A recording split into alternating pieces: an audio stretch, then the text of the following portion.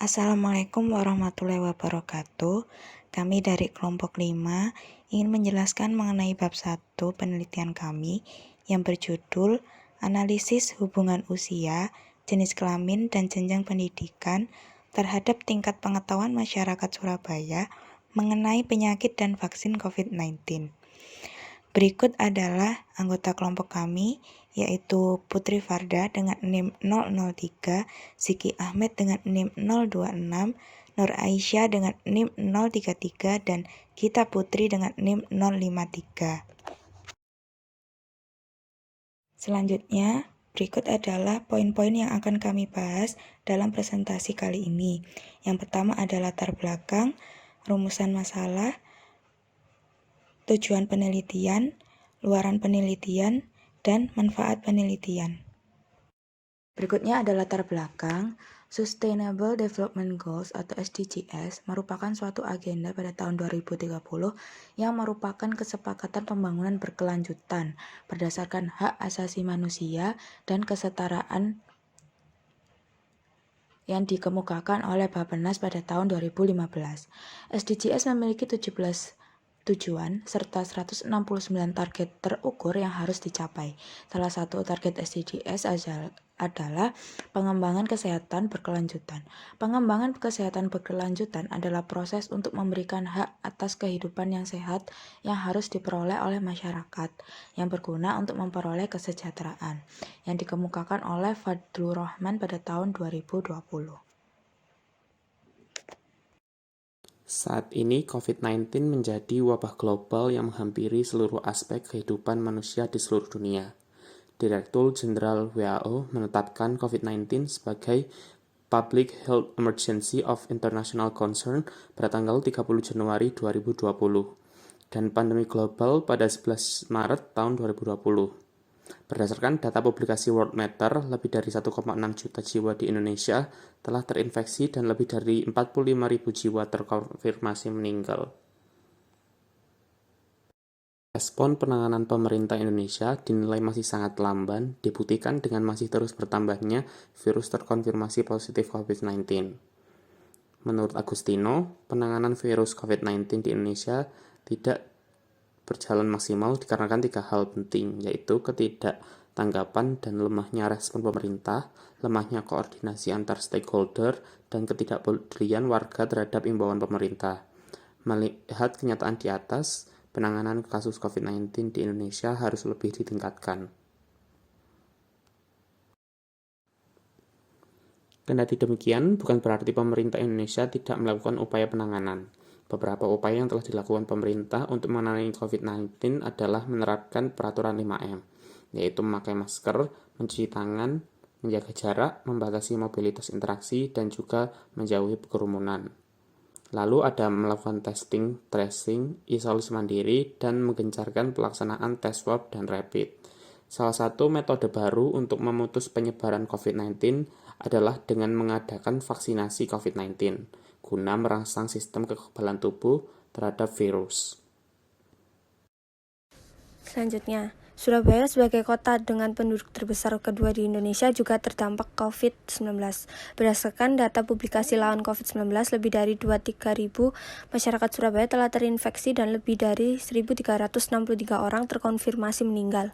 Diberitakan oleh tim Kompas 2021 bahwa pada 15 April 2021, program vaksinasi COVID-19 kepada seluruh masyarakat kota Surabaya semakin masif dilakukan. Berdasarkan data rekapitulasi cakupan vaksinasi yang tercatat di Dinas Kesehatan, hingga Rabu, warga yang disuntik vaksin mencapai 675.240 orang. Selanjutnya, rencana pemerintah untuk melakukan vaksinasi kepada masyarakat mengalami hambatan, diantaranya berupa pemberitaan terkait penyakit dan vaksin COVID-19 yang tidak tepat.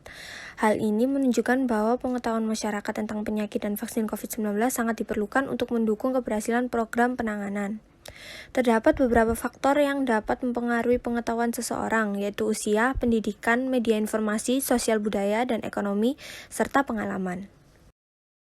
Oleh karena itu, untuk mendukung upaya pemerintah, khususnya pemerintah Kota Surabaya yang bersesuaian dengan salah satu tujuan SDGs, peneliti membuat penelitian dengan judul Analisis Hubungan Usia, Jenis Kelamin, dan Jenjang Pendidikan terhadap tingkat pengetahuan masyarakat Surabaya mengenai penyakit dan vaksin COVID-19, di mana tingkat pengetahuan diukur melalui skor jawaban benar pada kuesioner.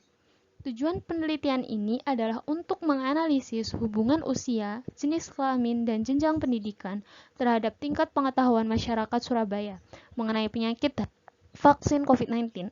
Dengan adanya penelitian ini diharapkan dapat membantu pemerintah dalam upaya membuat kebijakan dalam pemutusan penyebaran mata rantai COVID-19. Baik, selanjutnya yaitu rumusan masalah. Yang pertama, bagaimanakah hubungan usia terhadap tingkat pengetahuan masyarakat Surabaya mengenai penyakit dan vaksin COVID-19?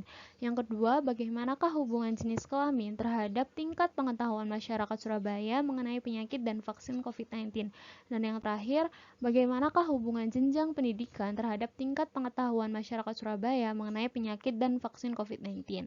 Selanjutnya, tujuan penelitian. Berdasarkan rumusan masalah, berikut merupakan tujuan dari penelitian kami. Selanjutnya, yakni luaran penelitian. Luaran yang ingin dicapai dari penelitian ini adalah memberikan informasi kepada pemerintah terkait hubungan usia, jenis kelamin, dan jenjang pendidikan terhadap tingkat pengetahuan masyarakat Surabaya mengenai penyakit dan vaksin COVID-19. Selain itu, penelitian ini menghasilkan laporan kemajuan dan laporan akhir yang menunjukkan proses serta keberhasilan penelitian. Adapun luaran publikasi dari penelitian ini akan menjadi artikel ilmiah yang akan dipublikasikan dalam seminar nasional atau internasional terindeks Scopus dan jurnal ilmiah nasional terindeks Sinta. Selanjutnya, yakni manfaat penelitian. Yang pertama, bagi masyarakat. Penelitian ini dapat menjadi sumber edukasi terkait pentingnya tingkat pengetahuan masyarakat mengenai penyakit dan vaksin COVID-19. Yang kedua, bagi peneliti. Bagi peneliti, penelitian ini dapat digunakan sebagai wahana uji kemampuan terhadap bakal teori yang diterima di bangku kuliah. Bagi peneliti selanjutnya, penelitian ini dimanfaatkan sebagai perbandingan atau sebagai referensi untuk penelitian yang relevan. Yang terakhir bagi pemerintah, yakni sebagai acuan pemerintah dalam membuat kebijakan untuk penanganan penyakit COVID-19 dan membantu mewujudkan SDGs. Selanjutnya ada daftar pustaka. Berikut adalah beberapa daftar pustaka yang menjadi acuan kami untuk membuat penelitian kali ini. Dapat dilihat di slide PPT. Sekian presentasi dari kelompok 5. Mohon maaf bila ada kesalahan kata. Terima kasih. Wassalamualaikum warahmatullahi wabarakatuh.